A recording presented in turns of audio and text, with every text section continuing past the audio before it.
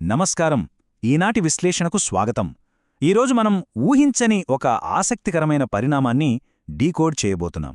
అదేంటంటే, దశాబ్దాలుగా పాకిస్తాన్ విషయంలో ఎంతో కఠినంగా ఉండే స్వరం సడన్గా మారడం. ఆర్ఎస్ఎస్ అలాగే ఇండోపాక్ దౌత్య సంబంధాల మధ్య వీస్తున్న ఈ కొత్తగాలుల గురించి మూలాధారాలను బట్టి అసలేం జరుగుతోందో ఇప్పుడు మనం మాట్లాడుకుందాం. ఆర్ఎస్ఎస్ ప్రధాన కార్యదర్శి దత్తాత్రేయ హోసబలే గారు ఏమన్నారో ఒక్కసారి గమనించండి. భారత్ పాకిస్తాన్తో చర్చలు జరపాలి, ప్రజల మధ్య సాంస్కృతిక సామాజిక సంబంధాలు కొనసాగాలి. నిజంగా ఇది ఎవరూ ఊహించని వ్యాఖ్య కదా.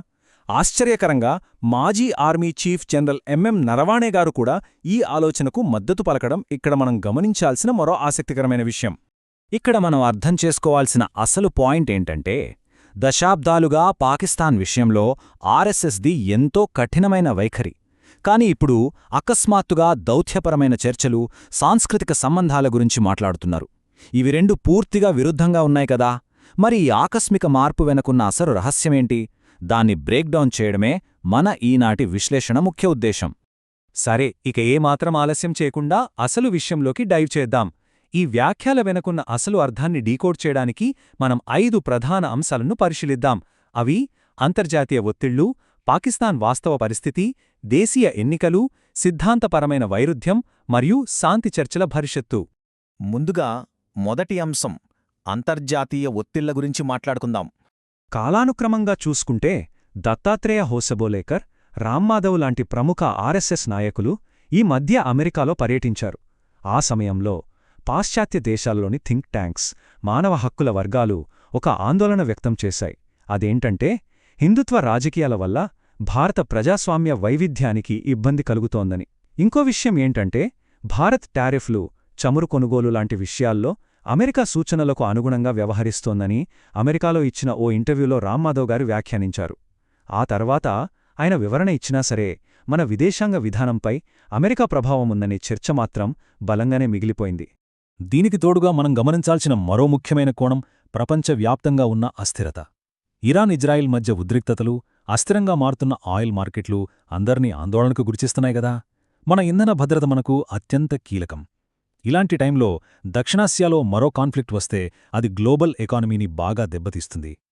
అందుకే భారత్ పాకిస్తాన్ ఉద్రిక్తతలను కంట్రోల్ చేయాలని అమెరికా లాంటి పాశ్చాత్య దేశాలు బలంగా కోరుకుంటున్నాయి. బహుశా ఈ కారణాల వల్లే మన నాయకత్వంపై పరోక్షంగా దౌత్య ఒత్తిళ్లు వస్తున్నాయనేది మనం ఖచ్చితంగా ఆలోచించాల్సిన పాయింట్. ఇక రెండో దశకు వస్తే అసలు పాకిస్తాన్ వాస్తవ పరిస్థితి ఎలా ఉందో చూద్దాం. పాకిస్తాన్ స్ట్రక్చరల్ రియాలిటీని మనం నిష్పాక్షికంగా విశ్లేషిస్తే బయటకు కనిపించేది ఒక ప్రజాస్వామ్య ముసుగు. అక్కడ ప్రధానమంత్రులు మారుతుంటారు, కానీ వాళ్ల విధానాలు మారవు.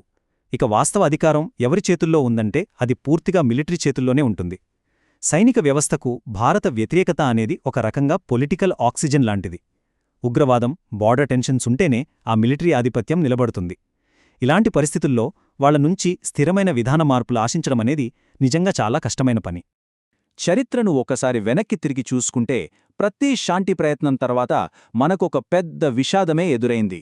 ఇందిరాగాంధీగారి టైంలో సిమ్లా ఒప్పందం, వాజ్పేయి గారి లాహోర్ బస్ యాత్ర, అగ్రా సమ్మిట్ ఇవేవి స్థిరమైన ఫలితాలు ఇవ్వలేదు. చివరికి ప్రధాని మోదీగారు స్వయంగా నవాజ్ షరీఫ్ ఫ్యామిలీ ఫంక్షన్కి వెళ్లివచ్చినా ఆ వెంటనే పఠాన్కోట్, ఉరీ, పుల్వామా దాడులు జరిగాయి. పాకిస్తాన్ వ్యవస్థలో శాంతికి చోటులేదనే బలమైన భావన పబ్లిక్లో ఉండిపోవడానికి ఈ చారిత్రక విషాదాలే ప్రధాన కారణం. సో ఇక్కడ మన ముందున్న అత్యంత కీలకమైన వ్యూహాత్మక ప్రశ్నలు ఇవే. అసలు చర్చలు ఎలా చేయాలి, ఎవరితో చేయాలి, ఏ అజెండా మీద చేయాలి? ఇందాక మనం చెప్పుకున్న హోసబలే గారి స్టేట్మెంట్లో ఈ క్లారిటీ ఏమాత్రం కనిపించలేదు. పాకిస్తాన్లో ఉండే సివిలియన్ గవర్నమెంట్తో మాట్లాడాలా, లేక అసలు అధికారమున్న మిలిటరీతోనా? పోనీ ఉగ్రవాదం ఆపాక చర్చలా, లేక చర్చల ద్వారానే ఉగ్రవాదాన్ని కంట్రోల్ చేయాలా? ఈ ప్రశ్నలకు స్పష్టమైన జవాబులు లేకుండా ముందడుగు వేయడం ప్రాక్టికల్గా వర్కౌట్ కాదు కదా. మూడో అంశం, ఈ మొత్తం ఇష్యూకి దేశీయ ఎన్నికలతో ఉన్న సంబంధమేంటో విశ్లేషిద్దాం. పొలిటికల్ అనలిస్టులు గమనిస్తున్న ఇంకో ప్రధానమైన పారాడాక్స్ ఏంటంటే, టాప్ లెవెల్ లీడర్షిప్ ఇచ్చే స్టేట్మెంట్స్కి గ్రౌండ్ రియాలిటీకి మధ్య చాలా స్పష్టమైన తేడా కనిపిస్తోంది. ఒక పక్క ఆర్ఎస్ఎస్ అధినేత మోహన్ భాగవత్ గారు భారతదేశంలోని ముస్లింలకు భయం అవసరం లేదు అని చాలా సయోధ్యతో మాట్లాడుతున్నారు. కానీ అదే సమయంలో గ్రౌండ్ లెవెల్లో చూస్తే గోరక్షక హింస, మసీదుల వివాదాలు, లవ్ జిహాద్ పాలిటిక్స్ కంటిన్యూ అవుతూనే ఉన్నాయి. ఈ విరుద్ధమైన వాతావరణం వల్లే సహజంగానే అనేక సందేహాలు వస్తున్నాయి. అయితే ఈ సడన్ షిఫ్ట్ వెనుక ఉత్తరప్రదేశ్ లాంటి కీలక రాష్ట్రాల్లో జరగబోయే ఎన్నికలు కూడా ఒక ప్రధాన కారణం అయ్యుండొచ్చని విశ్లేషణలు చెబుతున్నాయి. ఎందుకంటే దేశీయంగా అలాగే అంతర్జాతీయంగా వస్తున్న విమర్శలను కౌంటర్ చేయడానికి ఒక సాఫ్ట్ ఇమేజ్ లేదా మితవాద రూపాన్ని ప్రాజెక్ట్ చేయాలనే పక్కా వ్యూహంతోనే ఈ ప్రకటనలు చేసి ఉండొచ్చని ఒక స్ట్రాంగ్ అనాలిసిస్ ఉంది. ఇక 4వ పాయింట్, మూల గ్రంథంలో ప్రస్తావించిన అసలైన సిద్ధాంతపరమైన వైరుధ్యాన్ని పరిశీలిద్దాం. దీన్నే మనం ద నేషనలిజం పారాడాక్స్ లేదా జాతీయవాద వైరుధ్యం అంటాం. దీన్ని సింపుల్గా చెప్పాలంటే, ఒకవైపు దేశంలో తీవ్ర జాతీయవాద భావోద్వేగాలను, హైపర్ నేషనలిజాన్ని బలంగా పెంచడం, మరోవైపు ఏ చారిత్రక శత్రువుపై అయితే ఈ భావోద్వేగాలు నిర్మించబడ్డాయో అదే పాకిస్తాన్తో దౌత్యపరమైన చర్చలు జరపాలని చెప్పడం.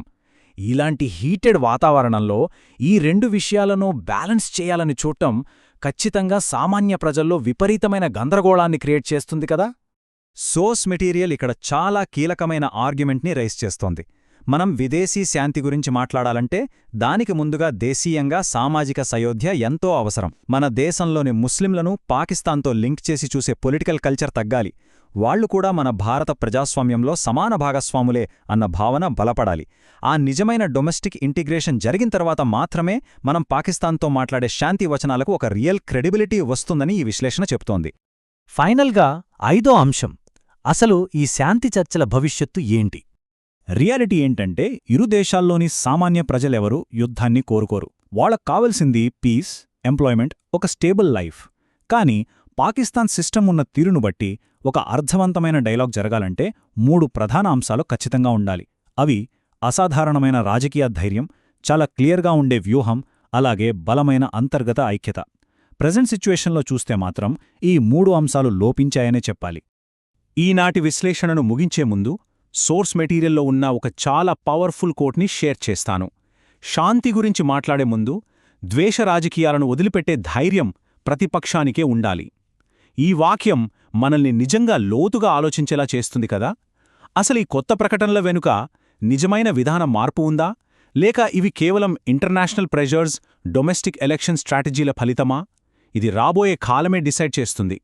మీరు దీని గురించి ఏమనుకుంటున్నారు? మళ్ళీ మరో ఆసక్తికరమైన విశ్లేషణతో కలుద్దాం. అంతవరకు సెలవు.